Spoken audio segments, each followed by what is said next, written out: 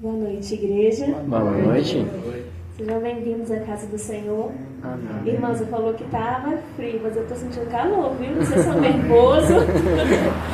Porque esse lugar aqui já não é muito comum para mim, né? Assim, é mais para o meu marido. Cada um com o seu talento.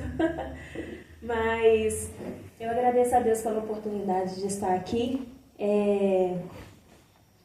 A mensagem que eu trouxe hoje para os irmãos é uma mensagem que já está no meu coração já faz muito tempo.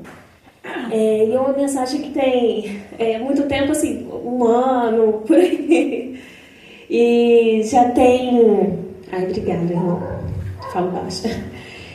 E eu gostaria de compartilhar com vocês, né? Deus colocou essa mensagem no meu coração. Acho que tá... Pode abaixar mais um pouquinho, irmão. Tá dando um microfone.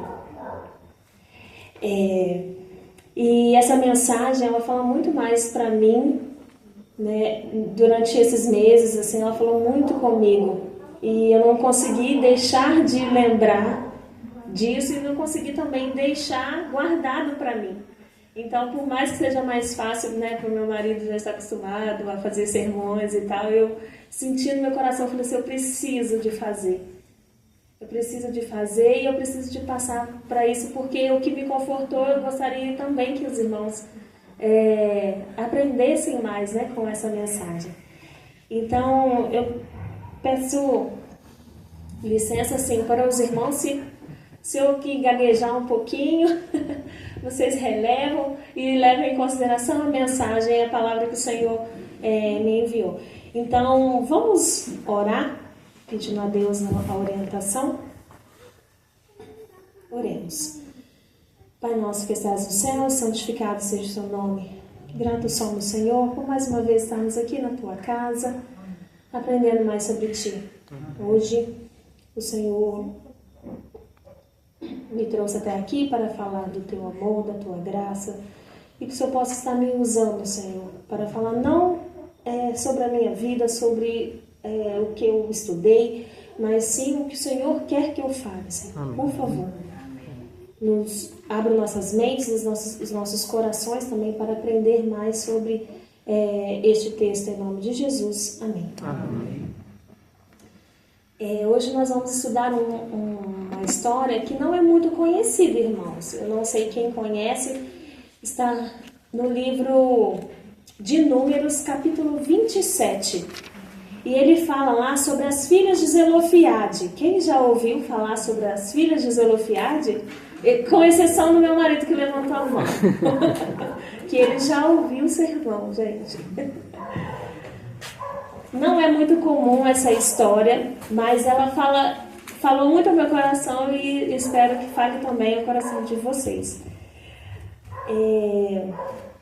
Por enquanto, nós vamos deixar aberto, nós vamos ler o capítulo 27, de 1 a 11, mas aguardem um pouquinho que eu preciso de dar um contexto aí para essa história, tá bom? É número 27, né? Isso, Números 27.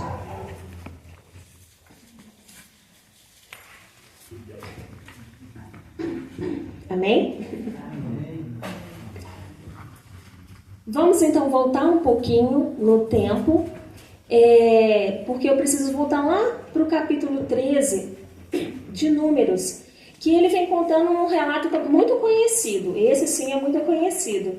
É o relato que Deus ordenou a Moisés que enviasse 12 espias para observar lá a terra de Canaã, para ver se era uma terra boa, né? E assim foi feito, né? Ele enviou um representante de cada tribo para olhar, né, a terra de Canaã, para ver, né, o que tinha lá.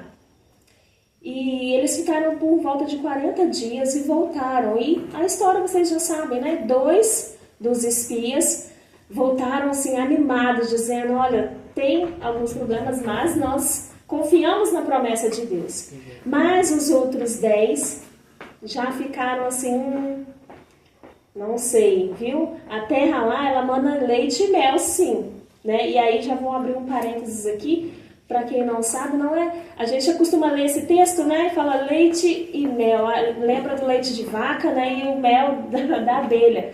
mas na verdade não era. O contexto aqui, a terra onde eles viviam não era propício para um lugar que cuidasse de gado, né?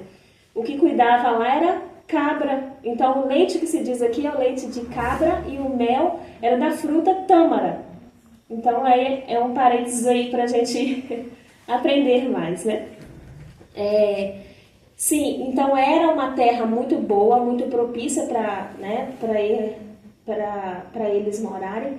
Mas aí, voltando esses 10, eles olharam, viram que tinha coisas boas, mas viram também outros empecilhos, né? Os gigantes, né? As muralhas que estavam ali, que nunca imaginariam, né? Ver, bem fortificadas, bem difíceis, né? De romper. Então, esse medo que eles tinham,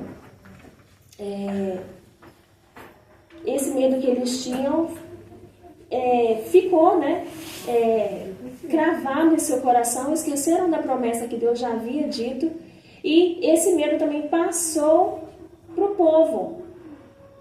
Então, o povo deixou de acreditar que aquilo seria possível, né? A terra de Canaã era um sonho, né? Assim como a Nicole cantou aqui, né? É um sonho nós termos o céu. Mas às vezes a gente acha que é impossível de chegar lá, é muito difícil. Mas nós temos que olhar para a promessa. Então, o povo estava descrente, né? Na vitória e decidiram não confiar na promessa do Senhor. E aí, o que o povo fez? O povo, mais uma vez, murmurou. Ficou reclamando e murmurou contra Deus e contra Moisés. E aí, como consequência disso, os irmãos vão lembrar que Deus, ele anunciou que todas as pessoas daquela geração acima de 20 anos para cima, 20 anos para cima, que haviam murmurado contra ele, morreriam no deserto e não entrariam na terra prometida. Isso daí vocês podem estar olhando aí em Números 14, de 20 a 23, em casa, vocês podem conferir lá. Nós não vamos ler por conta do tempo. E aí depois, quase 40 anos caminhando pelo deserto, a gente chega aí no capítulo 26, que o Senhor mais uma vez ordena, né, para Moisés fazer um censo. Né? E esse censo iria fazer a contagem, né, do povo, dessa nova geração do povo de Israel. Né? E todos aqueles que faziam parte da primeira geração que saiu do Egito já havia perecido, né, depois de 40 anos. Então, nesse novo cenário, entrou essa parte do censo. E ele não era apenas, né, uma contagem populacional. Era a confirmação de Deus, a confirmação que Deus havia permanecido fiel à sua promessa. Embora uma geração inteira tivesse falhado, a promessa ainda não havia falhado. Demorou 40 anos, porém, muitos provavelmente até, talvez, nem estivesse lembrado disso, mas a promessa ainda estava para ser cumprida, né? E cada tribo ali, Moisés teve a responsabilidade de cada tribo, que cada tribo seria contada para receber uma herança na terra de Canaã. Então as tribos maiores, né, receberiam a maior parte, dividiria lá direitinho, e as tribos menores, né, receberiam uma parte que lhe cabia, né, as menores. E aí que a gente entra agora no capítulo 27, e eu convido os irmãos para a gente ler juntos. Números 27, versículo 1. Então vieram as filhas de Zelofiade, filho de Éfer, filho de Gileade, filho de Maquir, filho de Manassés, entre as famílias de Manassés, filho de José. E são esses os nomes delas: Macla, Noa, Ogla, Milca e Tirza. Elas se apresentaram diante de Moisés, diante do sacerdote Eleazar, diante dos chefes e diante de todo o povo à porta da tenda do encontro, dizendo: Nosso pai morreu no deserto e não estava entre o... Verso 3. Nosso pai morreu no deserto e não estava entre os que se ajuntaram contra o Senhor no grupo de Corá, mas morreu por causa do seu próprio pecado e não teve nenhum filho homem. Por que se tiraria o nome do nosso pai do meio da sua família só porque não teve filhos? Dê-nos uma herança entre os parentes de nosso pai. Moisés apresentou a causa delas ao Senhor. Verso 6. E o Senhor disse a Moisés: As filhas de Zelofeade estão pedindo o que é justo. Certamente você deve dar-lhes propriedade como herança entre os parentes do pai delas e deverá transferir a elas a herança do pai. E diga aos filhos de Israel: se alguém morrer e não tiver filho, passem a herança dele para sua filha. E se não tiver filha, deem a herança aos irmãos dele. Porém, se não tiver irmãos, deem a herança aos irmãos do pai dele. Se também o pai não tiver irmãos, deem a herança ao parente mais chegado de sua família, para que tome posse dela. Isso será prescrição de direito aos filhos de Israel, como o Senhor ordenou a Moisés. Amém. Então, irmãos, eu fiz uma pergunta no início, né? Quem que era Zelofeade? Quem que era Zelofeade? Zelofeade é um personagem aqui que normalmente não se é falado, mas ele aparece em 3 livros. Todos eles relembrando, voltados para as filhas também. E ele aparece em Números, ele aparece em Josué e ele também aparece em Crônicas. Sempre falando das filhas e falando que ele não possuía filhos homens, né? E o que isso era um diferencial enorme naquela época. E para esse contexto aqui também nós vamos falar sobre isso durante o sermão. Zelofeade aqui, ó, era da tribo de Manassés, né? Como está destacado aqui no verso 1. E já no primeiro versículo nos é informado que ele possui apenas filhas, né? 5 filhas. Amacla, Noa, Ogla, Milca e Tirza. Aí quem quiser, mãe aí, ó, os nomes ótimos aí para vocês. Seu pai havia morrido durante a peregrinação no deserto, cumprindo, né, o que nós vimos lá no capítulo 14, né? Porque ele já tinha mais de 20 anos, então a ordem do Senhor era que aquelas pessoas já iam morrer mesmo, né, por conta da entrada lá em Canaã. Durante esse tempo, Zelofeade ele não teve nenhum filho homem. E sob as regras tradicionais daquela época, as filhas elas não eram herdeiras do pai. Agora vamos imaginar que ele ainda estivesse vivo nesse contexto aqui.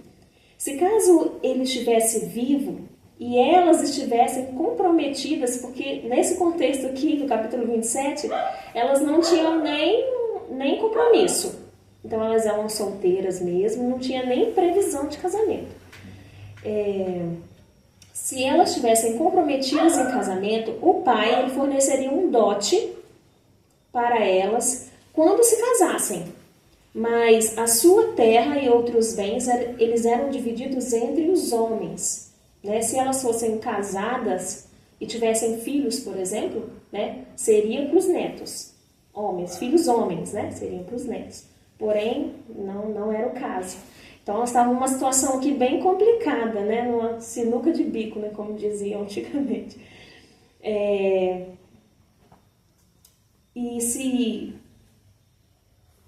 E aí a questão aqui, irmãos, é que assim, elas não era somente as terras, né, que elas estavam aqui falando, era mais uma questão de legado. Elas queriam manter o nome do pai delas vivo, né? Elas não se importavam exatamente com a terra, né? Elas queriam que o nome do pai delas estivesse ainda vivo. né? E diante disso tudo, dessa situação toda, dessa complicação, elas fizeram algo extraordinário. Uma coisa assim que não era comum de se fazer, né? Elas decidiram levar a causa diretamente para Moisés, o sacerdote Eleazar, dos líderes em geral de toda a congregação. Elas fizeram uma coisa que também não era comum naquela época, né? Que era uma mulher chegar para falar com o líder, né, da região. Lembra da história de Esther? Quando a Esther ela quer falar com o seu marido, ela era rainha. Nessa altura, ela era rainha. E ainda assim, ela precisava de estar, de ter a aprovação do rei, né? Levantar o cetro e falar assim, não, vou falar com você. Se ele não levantasse, ela sofreria alguma pena. Então aqui nesse contexto também era da mesma forma. Essas 5 mulheres, né, 5 irmãs, elas foram muito corajosas em estar, né, indo à frente de toda a congregação para falar o que elas estavam, né, estava incomodando a elas, né? E Moisés, de prontidão, falou. Eleazar também estava lá e conversou com elas. E aí no versículo 3, né, elas citam que seu pai não estava contra o Senhor no grupo de Corá. Corá também é uma história também conhecida, onde Corá ele juntou um grupo de mais ou menos 250 homens, né, para tirar Moisés do poder. Ele queria estar no lugar de Moisés, dizendo que ele não estava fazendo um bom trabalho, que Moisés estava inventando, que Moisés fazia coisas que ele queria que não era do Senhor. Então Corá ele tentou, né, pegar o lugar de Moisés. E aí ela cita esse caso também, que esses rebeldes, né, eles foram todos engolidos pela terra. Essa foi a sentença do Senhor, né, abriu a terra, rachou e levou todos os rebeldes e as famílias, aqueles que concordavam com as ideias de Corá. E não está claro, assim, no texto, né, por que as filhas de Zelofiade mencionaram esse texto, né, esse texto não, aliás, esse tempo, né, esse contexto, o que aconteceu. Mas eu tenho aqui 3 motivos, possíveis motivos, né. Talvez os envolvidos na rebelião de Corá, eles também tenham ficado de fora, né, do direito da herança. Pode ser uma hipótese. Talvez elas só quisessem deixar claro que o pai dela não estava entre os rebeldes. Ele fez o que fez, ele era um pecador, né, mas ainda assim ele não participou daquele evento que foi assim, um marco na história do povo, né? Então ela só quisesse deixar claro, falando, não aconteceu, ele não estava lá, ele não estava junto com Corá. Ou talvez, né, a possibilidade também que os filhos de Corá, que sobreviveram, né, os filhos, eles não foram coniventes com Corá. E o engraçado, né, o texto nos traz no capítulo 26, no verso 11, que os filhos dos filhos de Corá estavam vivos. Então, possivelmente eles podem ter entrado na lista, né, do censo, e também tenham recebido a herança. Então são essas 3 possibilidades. Independentemente disso tudo, né, elas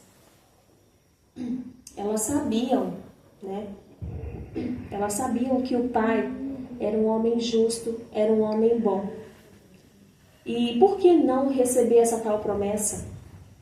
Se ainda, né, que haveria outros adendos aí na história, por que não elas receberem o nome do Pai? Por que não o nome do Pai se tornasse um legado, se tornasse lembrado dentro da tribo, dentro da história do povo de Israel?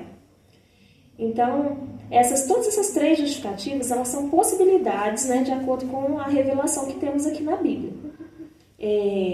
Mas, independentemente disso, elas tinham a certeza de que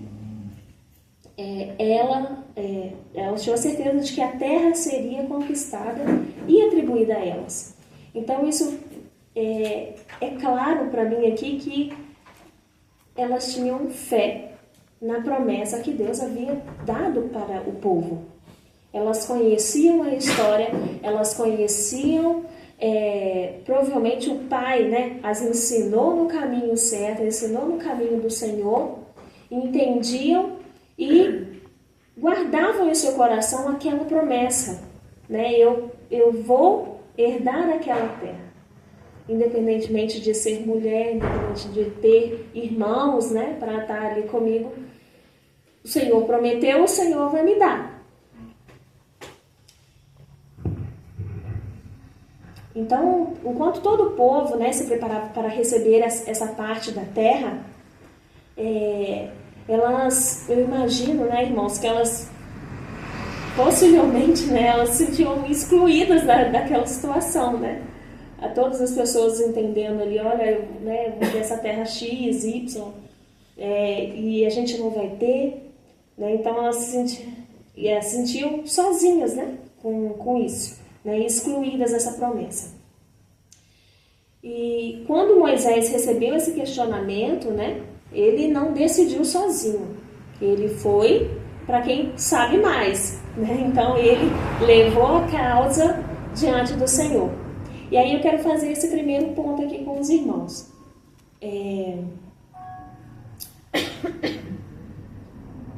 As irmãs, elas se viram numa situação impossível de resolver aos olhos humanos, né? E possivelmente ouviram muitas palavras de desânimo. Eu acredito, né, de tudo que eu falei aqui, né? Imagino que as pessoas falavam assim, olha, não vai, ele não vai te atender, não adianta, a regra é essa, desde que o mundo é mundo, a regra é assim e não vai mudar. Então, eu acredito que vocês nem precisam de ir lá se preocupar. Eu imagino que, assim, elas receberam muitas palavras de desencorajamento, mas buscaram, né, o representante de Deus para o povo de Israel, sabendo que dali viria a resposta certa, né? Elas reconheciam que Deus era um Deus de promessa e que não falharia muito. E a gente tem tido essa certeza que Deus é um Deus de promessa que não falha conosco? Amém. A gente tem. Então, assim, é um questionamento e eu gostaria que até o final, né, a gente guardasse isso, né, e levasse isso para a vida.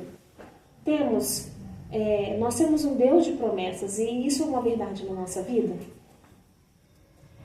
Demonstraram fé ao buscar aquele que poderia resolver todos os problemas, ainda que impossíveis. Era impossível, não era, irmão? Vocês concordam comigo? Era impossível, assim, diante de tudo que acontecia aqui, do contexto social, né? Era impossível. Mas elas não desistiam, né? Elas sabiam que Deus era um Deus de promessa e que não falharia. E aqui eu trago também o segundo ponto, né? Que a fé que elas tiveram, que essas 5 irmãs tiveram, irmãos, ela olha apenas para a promessa. Ela não olha para as circunstâncias. Então, assim, o que eu estou dizendo aqui, eu sei que não é fácil de se viver, né? Porque acontecem várias coisas na nossa vida que acaba deixando a gente desacreditar. Já teve vezes aqui, os jovens estão de prova, que eu já cheguei e eu falei assim, irmãos, orem por mim, porque parece que as coisas estão acontecendo são tantas coisas ruins que têm acontecido que parece que Deus não está me ouvindo. E a sensação que a gente tem é essa, de que Deus está longe. Deus, assim, Ele nos trouxe aqui. Ele está cuidando de nós, mas nessa situação específica que eu estou vivendo, eu não consigo vê-lo, não consigo ouvi-lo. Então, né, eu abri o meu coração algum tempo atrás, né, na escola sabatina, falando sobre isso, e é uma sensação que eu imagino que não é só minha, né, acaba infelizmente acontecendo. Então, é um exercício de fé também, nós lembrarmos e olharmos para a promessa que Deus fez para nós e não vermos as circunstâncias, as dificuldades, né, por mais difícil que seja, né. Mas é um exercício que nós temos que diariamente buscar, né, fazer. As filhas de Zelofiade, elas não foram movidas pela ganância. Assim, eu tenho uma terra, eu quero ter aquilo em meu nome, minha posse. Não, mas pela fé, pela promessa, pelo legado. Elas tinham esse compromisso, elas tinham esse desejo no coração delas, né? E elas não queriam, né, privilégios nenhum. Elas queriam só apenas participar da promessa que Deus havia dado, né, ao seu povo. E tem um contraste aqui muito interessante, irmãos, sobre, né, no contexto lá que eu falei com vocês, que é o seguinte, os 10 espias, né, eles olharam para os problemas, né, olharam para as estruturas que não podia romper, né, que é impossível de entrar, olharam para os gigantes, mas aqui as filhas de Zelofiade, elas olharam para a promessa, olharam para o que Deus havia prometido para elas. E elas não permitiram que as circunstâncias tomassem ela e se afastassem do objetivo, né? Então, é um contraste muito interessante aí. E é o que nós devemos fazer, né? É assim que nós devemos trazer para a nossa vida também. Não olhem as circunstâncias. Olhe para a promessa. Olhe para a cruz. Né? Olhe para o que o Senhor fez por nós. Olhe pelo que o que Ele tem guardado para nós. Então, continuando, no versículo 7, nós temos a resposta de Deus, né? Nós temos a resposta de Deus aí, ó.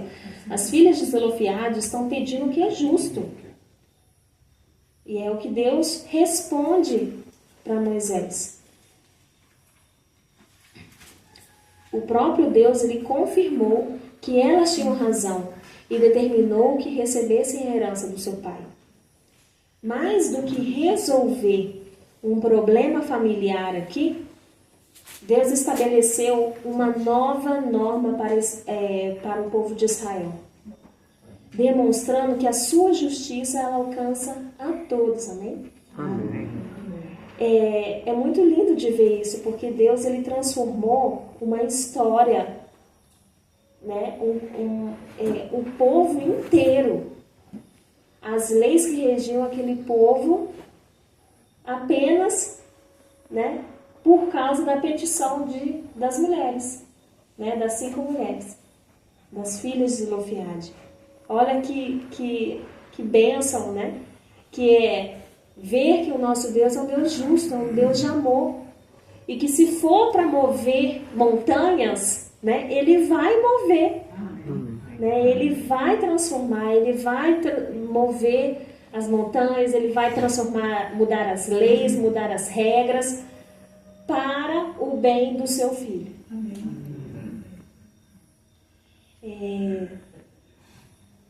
E todos nós, né, irmãos, como já havia falado, né, nós temos momentos em que nós somos tentados a olhar apenas para os gigantes das nossas vidas, né?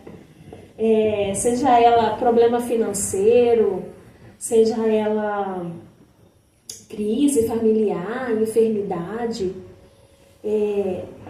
medos no geral, né, as nossas incertezas, mas nós podemos escolher, né, agir como os 10 espias, né, que enxergaram apenas os obstáculos na vida, né? Olharam para baixo e viram que a situação estava complicada, mas nós podemos também olhar, né, como as filhas de Zelofehade olharam, né? Olharam, né? A Macla, a Noa, a Ogla, a Milca e a Tirza. Elas não deixaram que as circunstâncias fizessem, né, desistir da promessa de Deus.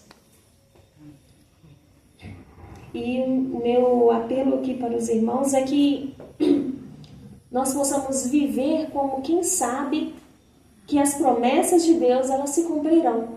Amém. Eu gosto muito de uma frase que eu aprendi na igreja onde eu congreguei lá no Espírito Santo, isso me marcou muito, né? Eu sou de Minas, mas eu morei no Espírito Santo e foi uma frase que me marcou muito e eu carrego isso.